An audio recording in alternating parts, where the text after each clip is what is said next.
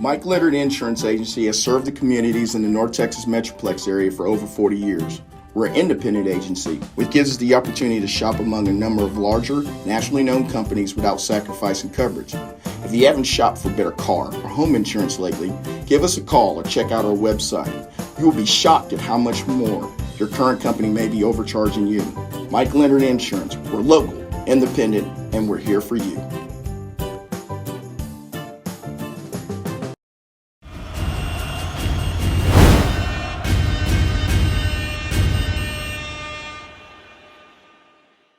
We'll just start things off. Your thoughts about the game tonight? That's what that's the way you want football to be played, right? That's the way a state championship is supposed to be played. You got two great teams going out there going head to head, and unfortunately there's got to be a loser, and tonight Franklin got the best of us, and it hurts, but you look at it and man, we did a lot of really good things during the game, and most importantly, we played every play as hard as we could. There was not a play that I thought, we were loafing or anything like that. These boys went and left it all out there on the field, and that's all you can ask of them, to go play every play like it's your last play. Questions? Coach, can you talk about the job your defense did tonight? Man, that Franklin offense is dynamic. It's hard to stop, but I thought our defense, they did a great job of bowing their necks, and it's a war down there. And from our defensive line to the linebackers to our secondary guys, I thought they all ran to the ball well. I thought we tackled very well. Just so proud of them, of everything. We got turnovers when we needed to get turnovers. The greatest thing they did is they played selfless, right? They played without worrying about who's getting the tackle. Everybody did their job, and when you play an offense like that, you've got to do your job. The defensive tackles had to eat up blocks to keep guys off the linebackers. The force guys had to go and spill and make it bounce to the sideline, knowing that they've got to go take on linemen. They did a great job of doing that, so the safeties and linebackers could go make plays. It's a tough thing to do because, everybody wants to make the tackle, but it's not when you play a team like that, you can't have that. You got to have a bunch of guys knowing what their job is and just going playing, with reckless abandon, throwing their bodies around. It's a car crash every play. Just talk about, they get the fumble and they go drive and maybe kill some clock, but then Courtney jars the ball loose. You get it back. Next play, Reed scores to tie it. Just get that momentum back on your side. Oh man, that was huge. That was so huge right there. That's one of those game changers, right? And y'all know this. If you've ever been part of any athletic event, you've been an athlete. Momentum's a real live thing, and man, once it gets going your way, it just seems like the ball starts bouncing your way. We get that momentum back and we go and score quick, and they got a little bit back there at the end, and had a big. Fourth down. Was it fourth down that they end up getting the fourth? We had him in the backfield and don't get him down, and he gets the first, and they go on to kick a field goal. Coach, you got to be pretty impressed with you playing a Brock way here tonight. You really didn't want a shootout here tonight, and you played it almost darn near perfect. I mean, I know that hurts, but you gotta really just love the way your kids bought into what you guys decided you needed to do last weekend. These boys I love them to death because that's what they do. I ask them to do a lot. We coaches ask them to do a lot, from getting up early in the morning to lifting weights to getting out there and practicing their tails off, to be able to come out and battle this way. And you're right, to go out and play the Brock way. And, man, that's hard-nosed physical football. And we went out there and played absolute hard-nosed physical football. They went out there and laid it all on the line. What I love about them too, we made a few adjustments there, and they're able to handle those adjustments and make those adjustments, and put them in play. And man, I couldn't be more proud of these guys. Obviously, a great effort, but you left some points on the board in the first half. Just some missed opportunities. How tough was that? Yeah, that is. You go and you miss a field goal, and Brody Baker's been spot on. Kicking field goals this playoffs and throughout the season, and throwing interception down there, and those are things that happen in football, right? No game's ever perfect, and that's why you have to play as a complete team, right? The defense has got to pick up the offense when it happens. The offense got to pick up the defense. And, you look back and there were some missed opportunities. But, 4 quarters, I thought we played very, very well.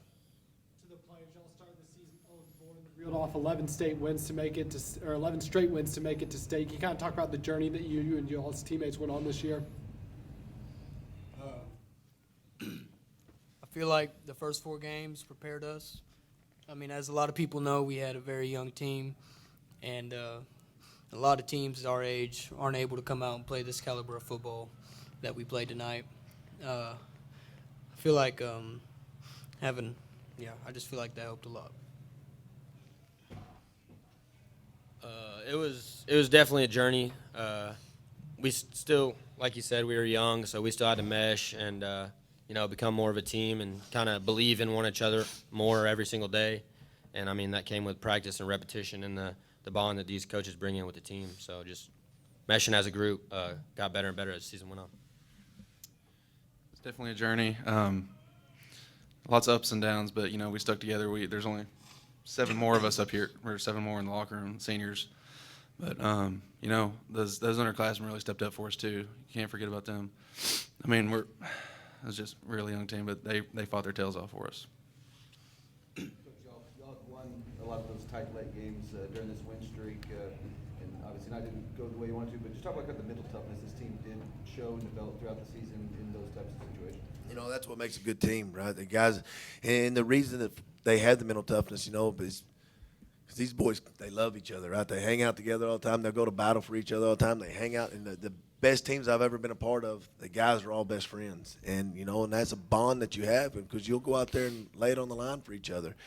You go through all the off season, go through all the track, all the stuff that you do that's tough. And, you're getting out there running 400s, 500s during track season, during the summer.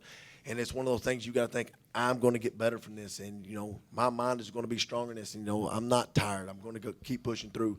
Those are the type of things that you go through to get you here to build that mental toughness. So when you are out there and it's 4th and 1, and it feels like 150 degrees and you're down there down there in the pit of O-line, D-line, you got to lay it on the line. You got to have that mental toughness, and I'm going to go out and I'm going to beat the guy across from me. I'm going to go out here and I'm going to destroy the guy across from me. And these guys have it, man. They have that mental toughness. They have that love for each other that brings a team together.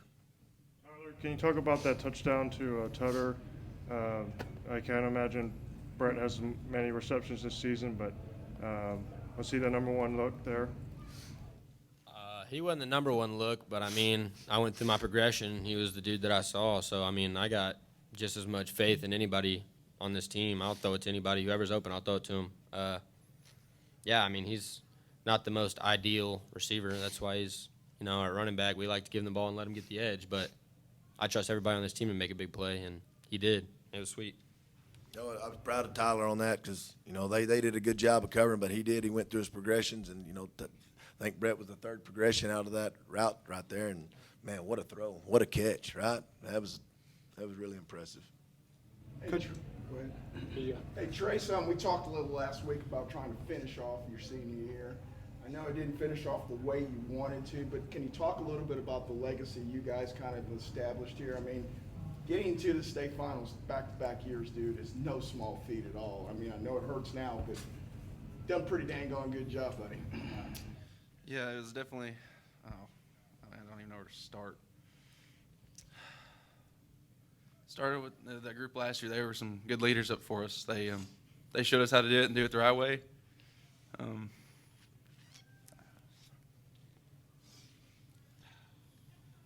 That's one good thing about these guys, these seniors, and having that legacy, right? And that's what you want to leave when you finish a place. I know all the Pee Wee guys, all of them, they can want to look up. They want to wear number 77 jersey. They want to wear 6. They want to wear 2, right? Because these guys are their heroes, not only out there on the football field, but the stuff they do in the schools when they go down to the elementary schools and intermediate to do their PALS programs and all that. They love these guys. I promise. We walked through all the schools, and every little kid's making signs, handing them to them because they are the heroes. They are there. They make the town proud. They really do. There's something about football that nothing else in the world does. It brings the town together. And, man, these guys, they're building, they're part of a legacy that's built, and very proud of them.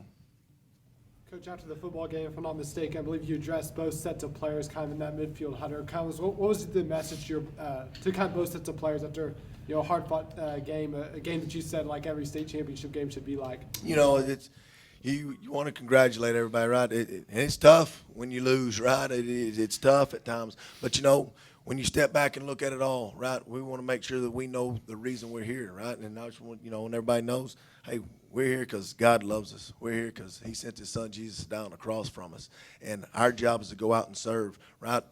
They're all winners. They're all winners. The sun's going to rise tomorrow. As bad as it hurts tonight, the sun's going to rise tomorrow, and you're going to have another chance to go out and be a champion in life, right? And you go out and be a champion in life. You go out and lead this world the right way. You're going to make people proud, and you're going to make God proud. That's the legacy. We prayed after every single game. First 4 losses, we prayed with the other team in the middle. To the next 11 wins, we prayed in the middle after every game. And, I mean, you can't ask for much out of a coach than, the family that he brings to the table and the, just life that he brings to the locker room. We wouldn't be able to do anything without him. He bonds us more than anybody else. And, he's like our second dad, as corny as it sounds. Like, we come to him when we need him. And, I mean, shoot, when he needs help, we'll go to him at the ring of a bell. Like, he doesn't even have to say nothing, but we know. I think it shows great character, Coach Mathis. He's the legacy of the school. Final question.